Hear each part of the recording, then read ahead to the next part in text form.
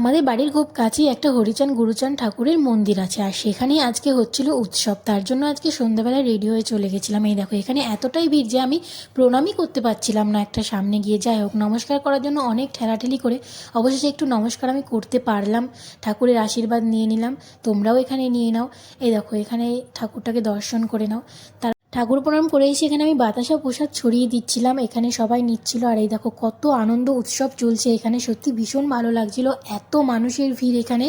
প্রতি বছরই এই মেলাটা হয় এখানে পৌষ সংক্রান্তির আগের দিন। আর এখানে তো দলে দলে অনেক দল ঢুকছিল, যেগুলো অনেক দূর দূরান্ত থেকে আসছে। দেখো এত লোকের ভিড়, সেটা কি বলবো, খুব আনন্দ উৎসব হচ্ছে এখানে। সাইডে কিন্তু কয়েকটা দোকানও বসেছিল, আর সেগুলোই আমি বেশ ঘুরে ঘুরে দেখছিলাম। আর এতটা ঠান্ডা পড়েছে কি বলবো, গরম গরম পিঠে থেকে আমি আর লোভ সামলাতে পারিনি, তাই আমি আর মা এখানে দুটো পিঠে কিনে নিয়েছি খাওয়ার জন্য। মা তো দেখেই খেতে শুরু করে দিয়েছে।